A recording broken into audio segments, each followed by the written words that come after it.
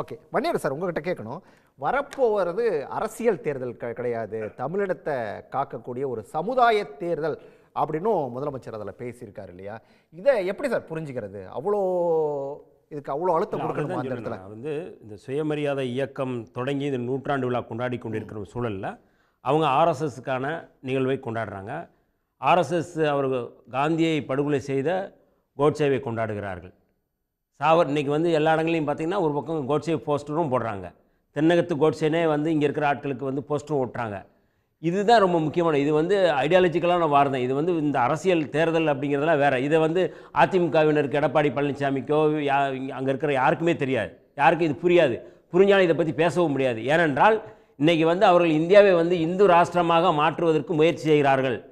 எப்படி கோட்சே நீதிமன்றத்தில் வந்து நீதிபதி ஆத்மசரண் முன்னாடி அவர் வந்து அறிக்கை படிக்கும்போது சொல்கிறாரு, இந்தியாவை வந்து இந்து ராஷ்டிரம் தான் அறிவிக்கணும், இந்து ராஜ்யம் தான் அறிவிக்கணும், அதுக்காகத்தான் நான் வந்து காந்தியை படுகொலை செய்தேன்னு சொல்லி நீதிமன்றத்திலே சொன்னவர் யார்? ஆர்எஸ்எஸ்ஸை சேர்ந்த கோட்சே, நாதுராம் கோட்சே. அப்படியான ஆர்எஸ்எஸ் இன்றைக்கி வந்து கோட்சேவை வந்து கொண்டாடுகிறார்கள். அப்போ நம்ம இன்றைக்கி வந்து தந்தை பெரியார் அவர்களை நம்ம இந்த இடத்துல வந்து நம்ம கொண்டாடிக்கிட்டு இருக்கிறோம். அப்போ இது முழுக்க முழுக்க கோட்சேவினுடைய வாரிசுகளுக்கும் அல்லது சாவர்கருடைய வாரிசுகளுக்கும் தந்தை பெரியாருடைய வாரிசுகளுக்குமான ஐடியாலஜிக்கல் வார்த்தை. இது புரட்சியாளர் அம்பேத்கருடைய வாரிசுகளுக்கும் அங்கே இருக்கிற வந்து சாவர்கருடைய வாரிசுகளுக்கும் தான் வந்து இது ஐடியாலஜிக்கலான வாரு. அப்போ நம்முடைய தலைவர் அந்த போராட்டத்தில் எடப்பாடி அந்த பக்கம் நிற்கிறாரு. இல்லை, அதை தான் சொல்ல. நீங்கள் எப்போவோ அவர் வந்து எப்போவோ அவரை வந்து வீழ்த்திட்டாங்க.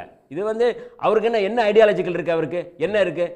திராவிடம் குறித்து என்ன கருத்து சொன்னார்? என்ன பேசுகிறாரு? அவருக்கு எந்த ஐடியாலஜிக்கலும் இல்லை. அவர் வந்து ஏதாவது வந்து முதலமைச்சர் ஆகணும்னு நினைக்கிறார், அவ்வளோதான். தவிர வந்து இந்த மக்களை பாதுகாக்கணும், தமிழ்நாட்டினுடைய உரிமைகளை பாதுகாக்கணும் அப்படிங்கிறதுக்கு எந்த விதமான வந்து அவருக்கு அக்கறையும் இல்லை. இன்னும் நுட்பமாக நம்ம வந்து பார்க்கணும்னா இன்றைக்கி வந்து ஆர்எஸ்எஸ், பாஜக இவங்க எல்லாமே வந்து வட மாநிலங்களை முழுக்க வந்து மதவெறி ஊட்டி அவர்கள் வந்து தக்க வச்சுருக்காங்க. இப்போ தமிழ்நாட்டில் வந்து யாராவது ஒருத்தரை வச்சு தான் அவர் பண்ணணும்னு நினைக்கிறாங்க. இப்போ எடப்பாடி பழனிசாமியை வச்சு பண்ணணும் முயற்சி பண்ணாங்க, அதிமுக வச்சு பண்ணணும்னு நினச்சாங்க, அது ஃபெயிலியர், அவங்க முடியாது. அப்போ ஒரு மாஸ் ஹீரோ வேணும், விஜயை வைக்கிறாங்க. இப்போ அவரெல்லாம் ஒட்டுக்குழுக்கள் தான். நாம் தமிழர் வந்து அது ஒரு ஒட்டுக்குழு தான். ரெண்டுமே ஒட்டுக்குழுக்களை வச்சு தான் அவங்க வந்து மூவ் பண்ணுறாங்க.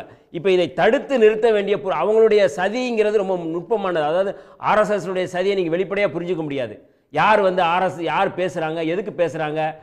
இப்போ வந்து இவர் நம்முடைய வந்து குமார் அவர் இருக்கிறாருன்னா அவர் வந்து பொதுவாக பேசுகிற மாதிரி இருப்பார். ஆனால் அவர் வந்து ஆர்எஸ்எஸ்னுடைய சித்தாந்தத்தை அவர் வந்து சொல்லுவார். நம்ம புரிஞ்சிக்க முடியாது. அதை புரிஞ்சுக்கிறதுக்கே ஒரு நுட்பம் வேணும். அது பெரியாருடைய பார்வை வேணும், அம்பேத்கருடைய பார்வை வேணும். அப்போ தான் அவரை புரிஞ்சுக்க முடியும். அப்போ அப்படிப்பட்ட ஒரு நுட்பமான சதிகளை வந்து நம்ம முறியடிக்கணும்னா இந்த ஐடியாலஜிக்கெல்லாம் நம்ம நின்னா தான் இதில் வந்து நம்ம வெற்றி பெற முடியும். அப்படிங்கிற அடிப்படையில் தான் இந்த 2026 தேர்தல் அப்படிங்கிறது பாஜக இதில் வந்து வெல்ல முடியாதுன்னு தெரியும். தமிழ்நாட்டில் வந்து நம்ம வந்து கொஞ்சம் கூட நம்ம வந்து உள்ளே புகுந்து வெல்ல முடியாது. அதற்கு ஆட்களை வந்து தேர்வு பண்ணுறாரு. இந்த பக்கம் ஆளுநர் ஒருத்தரை போடு, இந்த பக்கம் விஜயை போடு, இந்த பக்கம் சீமானை போடு, இந்த பக்கம் எடப்பாடியை போடு, ஏதாவது ஒரு பக்கம் போட்டு நம்ம உள்ளே புகுந்து ஏதாவது வந்து நம்ம குழப்பம் விளைவித்து அதில் நம்ம ஆதாயம் தேட முடியும். ஒரு நிலையற்ற தன்மை இங்கே இருக்கிற மிக முக்கியமாக வந்து இந்த ஐடியாலஜிக்கல் இந்த கருத்தியல் கோட்பாடு, திராவிட கருத்தியல் கோட்பாடு இருக்குல்ல, இந்த கோட்பாட்டை சிதைக்க வேண்டும். இதுதான் அவங்களுடைய வேலை. அதுக்கான முயற்சி அவங்க வந்து செய்யணும். உடனுக்குடன் செய்திகளை தெரிந்து கொள்ள சன் நியூஸ் பெல் ஐகானை கிளிக் பண்ணுங்க.